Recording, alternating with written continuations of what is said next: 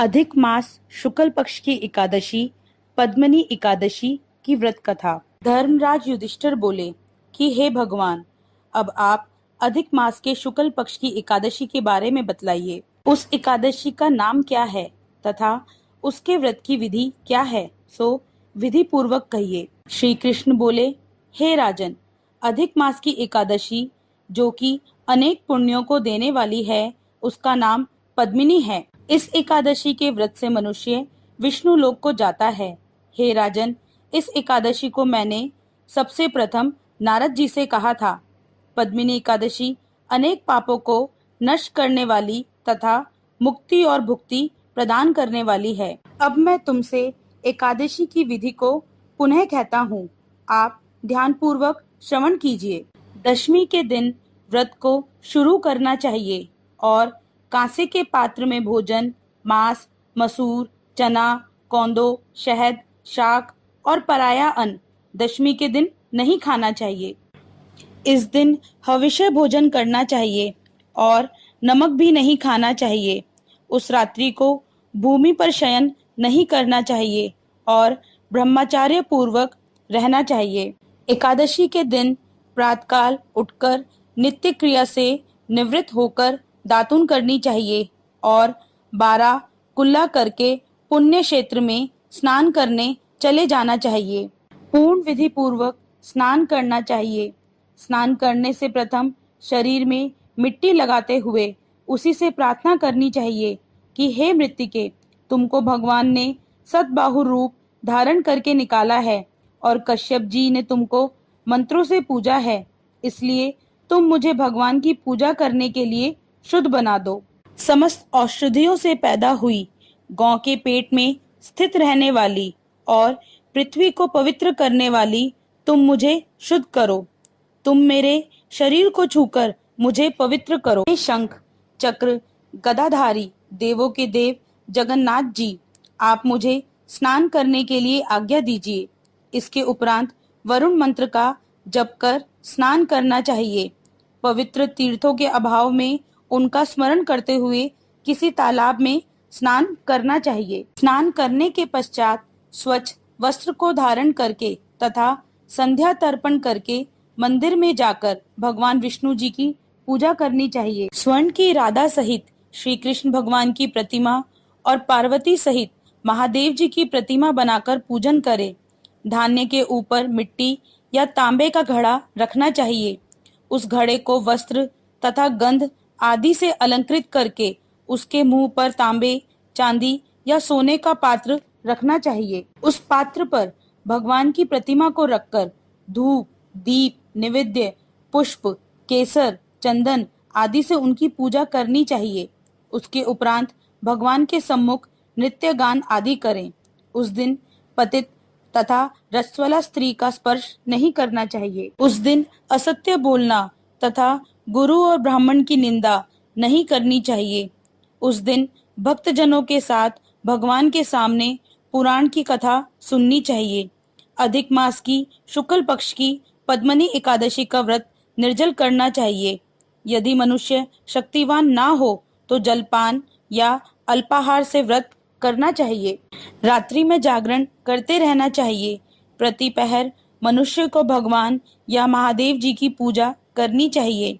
भगवान को प्रथम पहर में नारियल, दूसरे में बिल्वपत्र, तीसरे में सीताफल और चौथे में सुपारी, नारंगी अर्पण करनी चाहिए। इससे पहले पहर में अग्नि होम का, दूसरे में वाजपेय यज्ञ का, तीसरे में अश्वमेध यज्ञ का और चौथे में राजसूय यज्ञ का फल मिलता है। इस फल से अधिक संसार में ना यज्ञ है, ना विद्या है, ना तप है, ना दान आदि है। एकादशी का व्रत करने से मनुष्य को समस्त तीर्थ और यज्ञों का फल मिल जाता है। इस तरह से सूर्योदय तक जागरण करना चाहिए और स्नान करके ब्राह्मणों को भोजन कराना चाहिए। सब पदार्थ भगवान की प्रतिमा सहित ब्राह्मणों को देना चाहिए। इस प्रकार जो मनुष्य विधि पूर्वक भगवान की पूजा तथा व्रत करते हैं, उनका जन्म सफल होता है और वह इस लोक में अनेक सुखों को भोगकर अंत में परम धाम को जाते हैं। हे राजन, मैंने आपको एकादशी के व्रत का पूरा विधान बता दिया है। अब जो पद्मनी एकादशी का भक्ति पूर्वक व्रत कर चुके हैं उनकी कथा को कहता हूँ, उसे ध्यानपूर्वक श्रवण कीजिए। यह सुंदर कथा पुलस्त्य जी ने नारद जी से कही थी। एक समय कार्तवीर्य ने रावण को कारागार में बंद रखा था। उसको पुलस्त्य जी ने कार्तवीर्य से विनय करके छुड़ाया। इस घटना को सुनकर नारद जी ने पुलस्त्य जी से पूछा कि हे महाराज, उस महाबलशाली रावण को, जिसने समस्त देवताओं सहित देवराज इंद्र को जीत लिया, उसे कार्तवीर्य ने किस प्रकार जीता, सो आप मुझे समझाइए। इस पर पुलस्त्य जी बोले कि हे नारद, आप सबसे पहले कार्तवीर्य की उत्पत्ति की कथा सुनो। त्रेता युग में महिष्मती नाम की नगरी में कार्तवीर्य नामक एक राजा राज्य करता था। उस राजा के 100 स्त्रियां थी, परंतु उसमें से किसी के भी राज्य का भार लेने वाला योग्य पुत्र नहीं था। राजा ने आदर पूर्वक पंडितों को बुलाया और पुत्र की प्राप्ति के लिए यज्ञ किए, परंतु सब निष्फल रहे।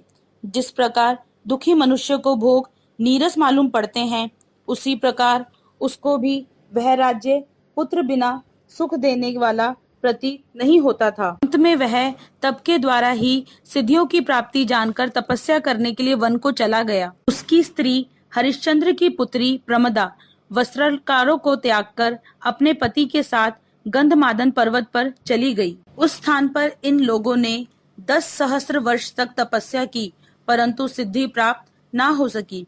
राजा के शरीर में केवल हड्डियां रह गई।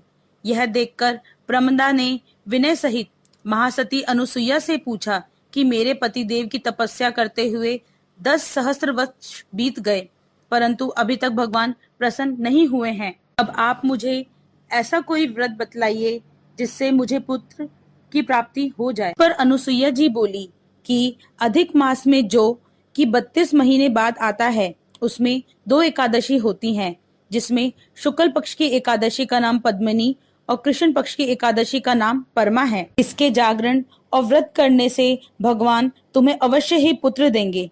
इसके पश्चात अनुसुईया जी ने व्रत की विधि बताई। रानी ने अनुसुईया जी की बताई विधि के अनुसार एकादशी का व्रत और रात्रि में जागरण किया।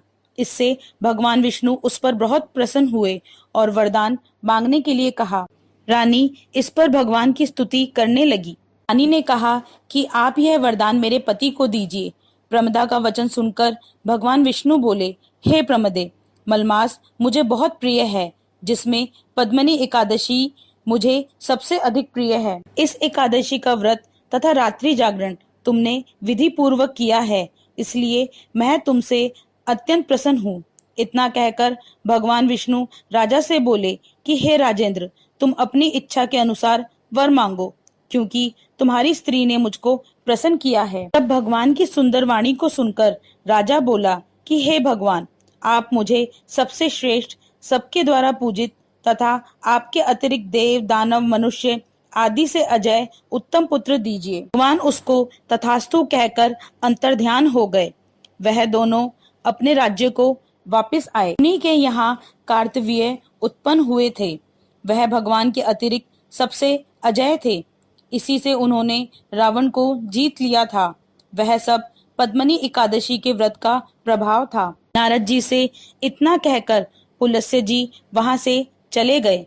भगवान बोले, हे धर्मराज, यह मैंने अधिक मास के शुक्ल पक्ष की एकादशी का व्रत कहा है। जो मनुष्य इस व्रत को करता है वह विष्णु लोक को जाता है। भगवान का वचन सुनकर युधिष्ठिर ने भी अपने कुटुंब सहित इस व्रत को किया। सूत जी बोले, हे ब्राह्मणों, जो आपने पूछा था सो मैंने सब कह दिया। अब आप क्या सुनना चाहते हैं? जो मनुष्य इसकी कथा को भी सुनेंगे वह स्वर्गलोक को जाएंगे।